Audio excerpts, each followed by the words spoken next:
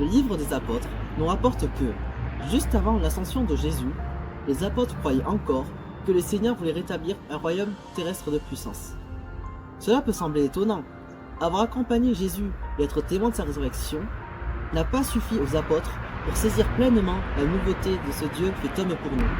Cela nous enseigne que, pour comprendre en profondeur le message chrétien, il faut entreprendre un cheminement de foi éclairé par la lumière de l'Esprit Saint. Afin de plonger dans le mystère de l'incarnation, particulièrement en cette veille de Noël, portons notre attention sur ces dialogues imaginés entre les bergers d'une part et entre les rois mages d'autre part. Ces dialogues sont conçus pour nous aider à saisir le contexte concret dans lequel Jésus est né et à préparer nos cœurs à célébrer ce grand mystère de l'incarnation de notre Seigneur Jésus-Christ.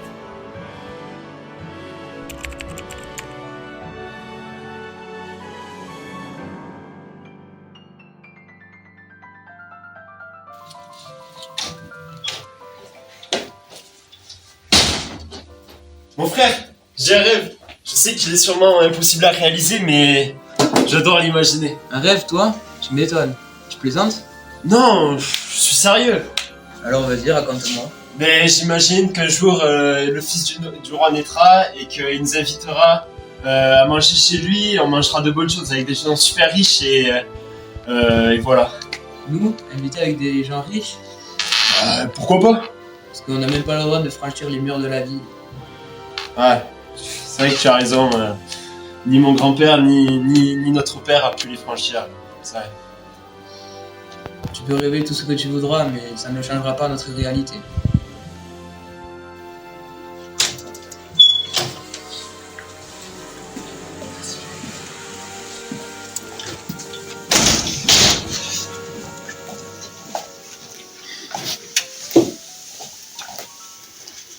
Qu'as-tu, mon fils?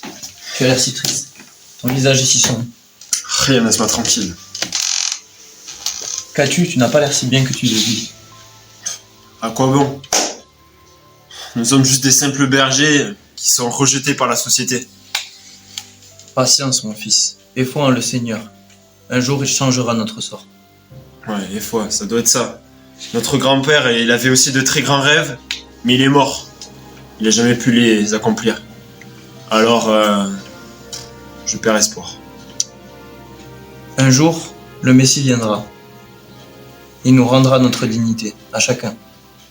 Patience. On dit que le Messie sauvera son peuple des Romains et qu'il deviendra un grand roi. Mais qu'est-ce que le roi aura à faire de l'histoire aux bergers comme nous? Il cherche père même dans l'histoire. David, qui était un prophète et berger, a perdu ses origines en habitant ce palais. Exactement. Tu crois que David aura accepté que ses fils naissent parmi des bêtes comme nous? Bien sûr que non. Un roi parmi les animaux, c'est impensable. Et puis même si Dieu appelait Moïse des prophètes qui étaient bergers, nous restons pauvres et exclus. Et peut-être même que les récits bibliques ne sont pas une réalité. Non, mais c'est vrai, et puis c'est bien connu. Un roi victorieux deviendra un roi orgueilleux. Mais bon, pourquoi on parle de tout ça, là, ça ne nous aide à rien. Tu as raison, mon frère. Abandonnons l'idée d'être égaux aux autres. Vivons notre vie comme il se doit. Peut-être que Dieu a ses préférences, mais c'est pas grave. Vivons.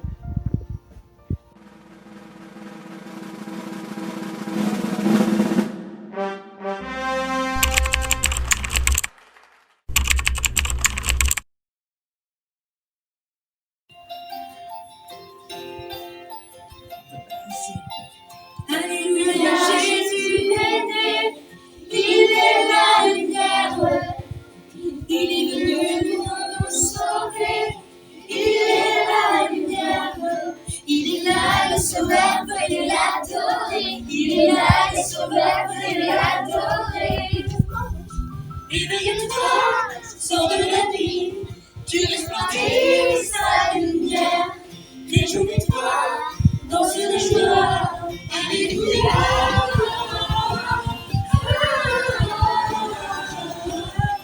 Alléluia.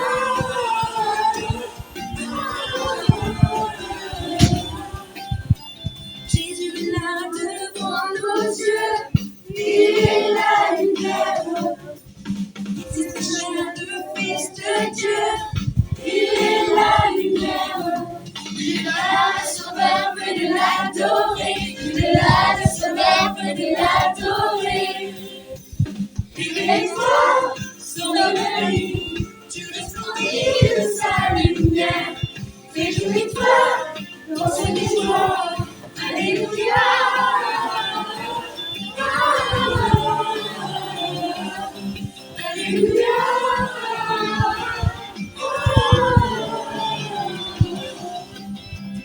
Illumine notre nuit, il est la lumière. Il chemin, il est la vie, il est la lumière. Il est là, le sauveur, de l'adorer. Il est là, le sauveur, de l'adorer. Éveille-toi sur la ligne, tu resplendis de sa lumière. Éveille-toi dans une joie, alléluia.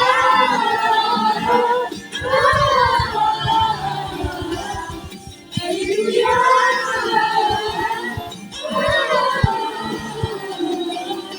Éveille-toi sur la ligne, tu resplendis de sa lumière.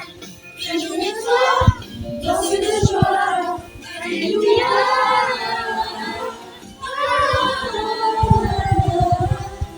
Alléluia.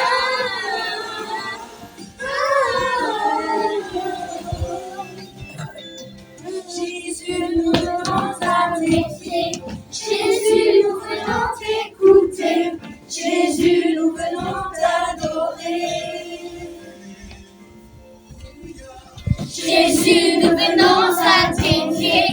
Jésus, nous venons t'écouter. Jésus, nous venons t'adorer.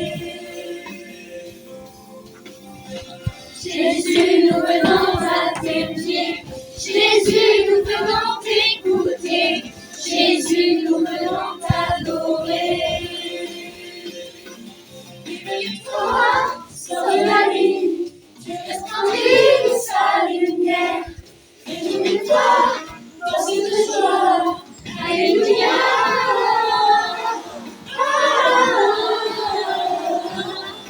Alléluia.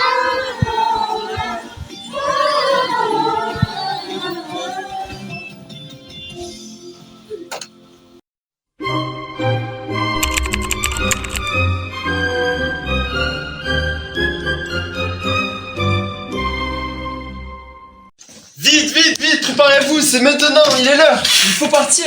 Partir? Où ça? Qu'as-tu? T'as bien dormi cette nuit? Oui, très bien, mais mes calculs sont formels. Il faut partir maintenant, le moment il est arrivé. Ah, comme tout le temps, tu te précipites.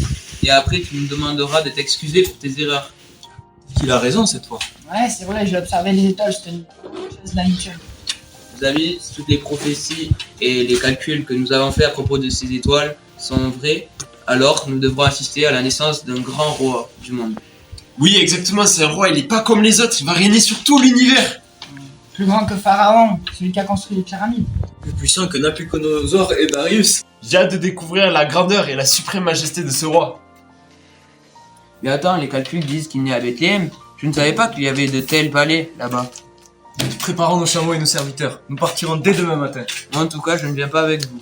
Je me sens indigne de me prosterner devant ce roi de l'univers. Comme tu veux, mais tu manqueras la splendeur de sa richesse. En tout cas, nous, on peut pas partir les mains vides. Personnellement, j'amène de l'or. Ouais, et moi je pense que je vais apporter de la myrrhe, et la meilleure qualité. Et spécialement réservée pour les meilleures occasions. J'apporterai de l'encens. Un mélange des encens les plus précieux au monde. J'ai acheté une part la semaine dernière venue de l'Extrême-Orient. Le roi de Chine l'a utilisé. Allons-y. On est les plus chanceux des mages d'avoir accès à un événement aussi prestigieux que ça. Quand Dieu apparut à Moïse dans le buisson ardent, il lui dit : J'ai vu la misère de mon peuple en Égypte, et je les ai entendus crier sous les coups de ses chefs de corvée. Oui, je connais ses souffrances. C'est un Dieu proche de son peuple, attentif à leurs souffrances. Tandis que Pharaon, par son cœur endurci, son refus d'aimer et de faire l'expérience de l'amour qui libère, pratiquait l'injustice, le crime, la haine et toutes sortes de méchanceté. Dieu, qui est amour, était là pour libérer son peuple. Noël, c'est l'envoi de Dieu le Père, de son propre Fils, Jésus, le Dieu qui se fait homme. Son nom, qui signifie Dieu sauve, révèle cette proximité. Il vient pour être encore plus proche de nous, pour nous apprendre l'amour, être solidaire avec notre humanité, né dans une grotte parmi les animaux, et non dans un palais, somptueux orné d'or. Jésus s'est incarné dans l'humilité. Oui, nous avons le droit de nous demander pourquoi, encore aujourd'hui, il y a tant de mal dans le monde. Où donc est Dieu? Pourquoi n'enlève-t-il pas la souffrance? La réponse nous vient de Paul Claudel.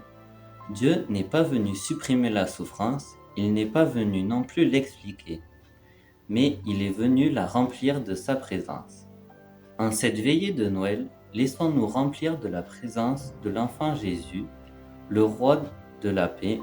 Ouvrons nos cœurs à l'amour incarné et demandons-lui de nous transformer en artisans de paix, d'avoir des cœurs de chair et non des cœurs de pierre. Amen. Bonne messe à tous.